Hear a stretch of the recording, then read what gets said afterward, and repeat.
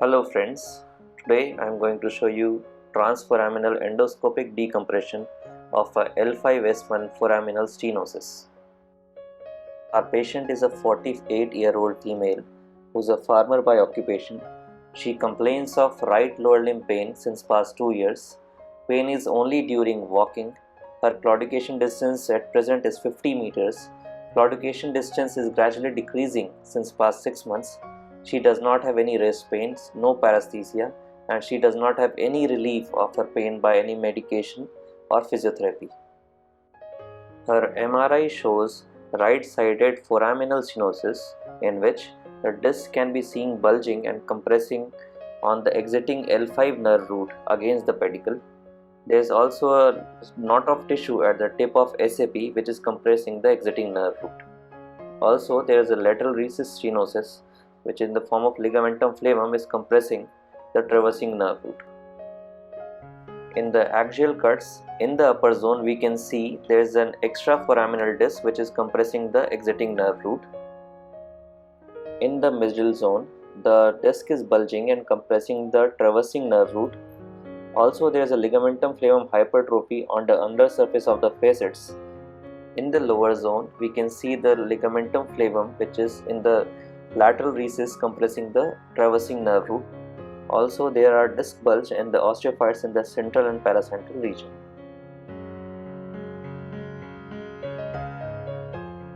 Her X-rays are fairly normal and we can see that the iliac crest is not too high, so it's an easy case for L5S1 disc. So we performed a right-sided transforaminal endoscopic L5S1 discectomy as well as foraminoplasty for lumbar canal stenosis. A suprailiac trajectory was selected with entry at 12 cm from the midline on the right side of the patient. This procedure is done completely under local anesthesia, which anesthetic given only to the skin. Now you can see the endoscopic picture which shows half in and half out view. In this view you can see the center white part, that is the annulus part. Below at 6 o'clock you can see which is the disc part, and above at 12 o'clock is the epidural space. So that is half in and half out view. We start by decompressing the subannular part of the disc and remove the central and paracentral part of the disc fragments. At 3 o'clock the bony structure that you see is the inferior end plate of the L5 vertebrae, and at 6 o'clock it is the superior end plate of the S1 vertebrae. So we are seeing the vertebrae from the sides, and in the center the white thing is the annulus. Now we can use our hook which is articulated to tease out the remaining disc fragments. We can go from the epidural space and push the fragments inside the disc. Since the hook is blunt tipped, it's very safe to use the hook in the epidural space and it does not cause any nerve injury. Also, the patient is under local anesthesia, so their chances of nerve injury are very less, as the patient will tell us if he or she suffers from any pain.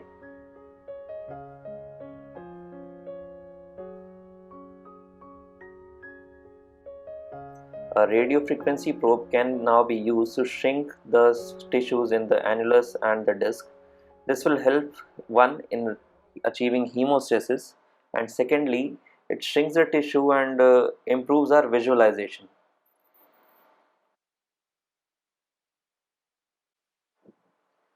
Now we use our annular cutter to cut the redundant part of the annulus, which is hard and collagenized.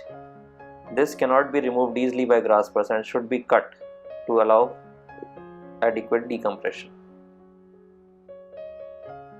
Once the disc is adequately decompressed, we can withdraw our cannula to work outside the foramen. As we withdraw our cannula, we can see the superior articular facet, which is a bony structure, which you can now see at 9 o'clock position. The thing which we are removing now is the knot of tissue at the tip of superior articular process. This knot of tissue is responsible for compression of the exiting nerve root, and this must be removed to visualize the exiting nerve root.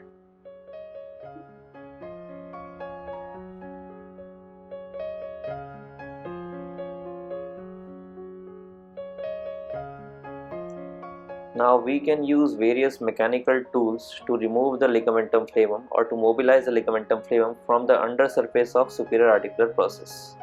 Here you can see we are using our hooks and we are using articulated curettes to mobilize the ligamentum flavum, but you can see that the bony structure is preventing us from accessing those. So now we need to do a foraminotomy or foraminoplasty.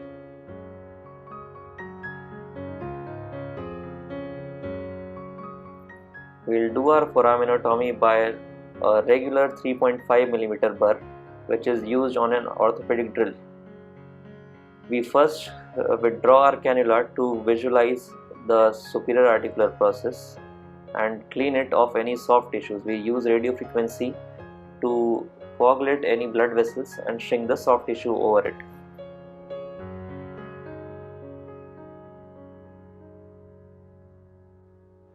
This is a 3.5 mm burr which is used to do our foraminotomy.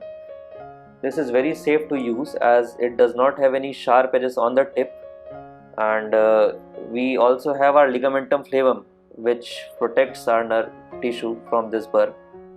Also, even if we touch the nerve with this, it does not cause any damage as it is running on very slow speed, and it is very safe to use. The process which we are doing now is we are moving towards the tip of the SAP to get our decompression and remove the tip of the SAP.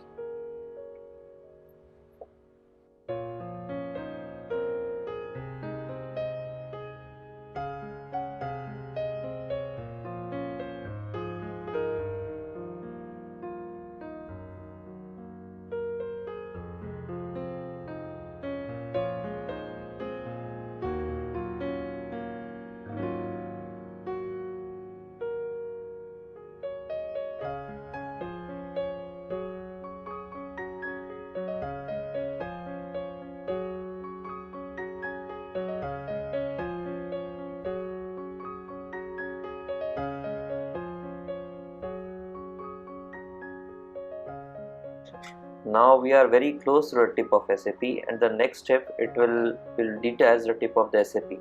It will be easy to remove it by graspers.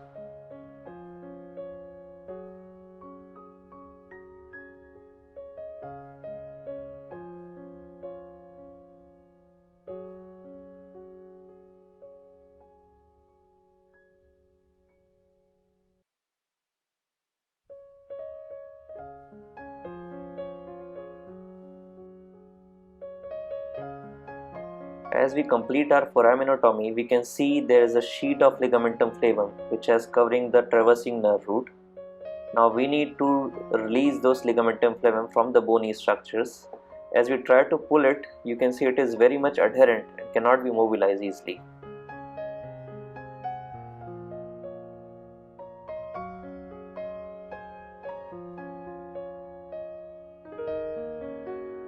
We now use our articulated hook to create a plane between the bone and the flavum and the dura.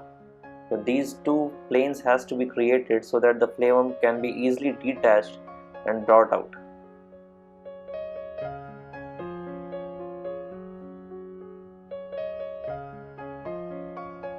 Now, as we have mobilized the ligamentum flavum, you can see the traversing nerve root in the center of the field. We again use the mechanical tools like hooks, curettes to remove this ligamentum flavum and pull it towards ourselves. We can use the up-biting graspers to catch hold of these ligamentum flavum. Sometimes these ligamentum flavums can be attached to the dura, and we must be very careful when pulling these structures towards ourselves. We must always ask our patient for any pain sensation during this procedure. The pain can be felt in their legs, and this is the beauty of doing this transforaminal surgery under local anesthesia, as the patient will tell us about their pain sensation, and I think this is the best form of neuromonitoring we can get. Now we must remember to be gentle while pulling these fragments, as they are certain times attached to the dura, and we must tease it out slowly, very slowly and carefully. Now the traversing route is very well seen and it is quite decompressed now, but there's still some remnant of ligamentum flavum towards the axilla, and we will remove it now.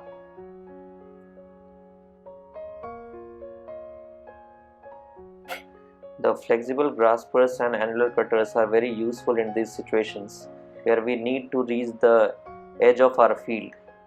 Again, the hook is very useful instrument to mobilize the ligamentum flavum, as this is a atraumatic instrument and is very good to tease out the ligamentum flavum.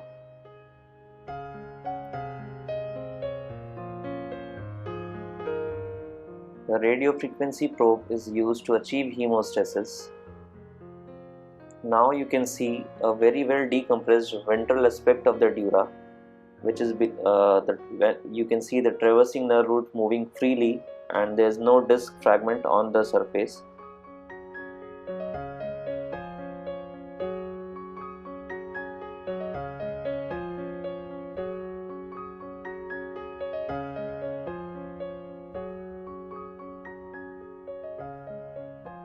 Articulated hook is an excellent instrument which can be again used to mobilize the ligamentum flavum, which is attached on the undersurface of the facet joints. This is the ligamentum flavum which is causing stenosis and which can be easily mobilized and removed with an articulated hook. Since it is a ball tipped instrument, it is an atraumatic to neural structures and be can used easily. Now you can see how well it is decompressed, and you can see the dorsal surface, the ventral surface of the traversing nerve root, which has been completely decompressed now.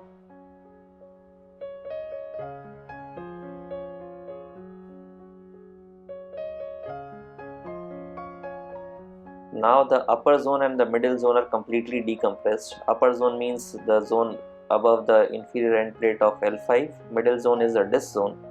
Now we focus on the lower zone, where we can see there are some disc fragments which are compressing the traversing nerve root. Also, there are some ligamentum flavum in this area which needs to be removed, which causing the lateral recess stenosis. We can now palpate the pedicle and the inner surface of the pedicle by our hook, and the X-ray that you are seeing now shows that our hook reaches the inner aspect of the S1 pedicle. The free movement of our hook confirms decompression in the lateral recess. Now feel for the middle zone stenosis, and we can see that our hook is completely free and it is reaching up to the opposite side medial pedicle line. This means that we have adequately decompressed the disc part in the central and paracentral region. Now we turn our hook towards the head, and we can see that our hook is reaching up to the inner aspect of the L5 pedicle, which means the exiting nerve and the traversing nerve are completely decompressed in the upper zone. So this is the end point of our surgery, where you can see the traversing nerve root decompressed from the dorsum, from the ventral aspect, and in the upper, middle and lower zones. This marks the end of our surgery. Now as we slowly withdraw our cannula, you can see various muscles which are falling back in place, as no muscle has been cut but been simply dilated or spread apart. This procedure is done completely under local anesthesia by a 7 mm small incision. In the post-operative MRI, we can see that we have adequately decompressed the L5-S1 space, and the stenosis has been completely relieved. Now we'll first look into the traversing and the exiting nerve roots. So this is the traversing nerve root, which is on the inner aspect of the pedicle of L5 vertebra, which will become with the exiting nerve root now. So as we go down, you can see that it has been completely decompressed. This area is the region where this traversing root becomes exiting root, and we have removed the tip of SAP in this region. So the exiting root is completely decompressed here. Also you can see that we have adequately removed the ligamentum flavum from this region completely. So our traversing root which lies here is completely decompressed.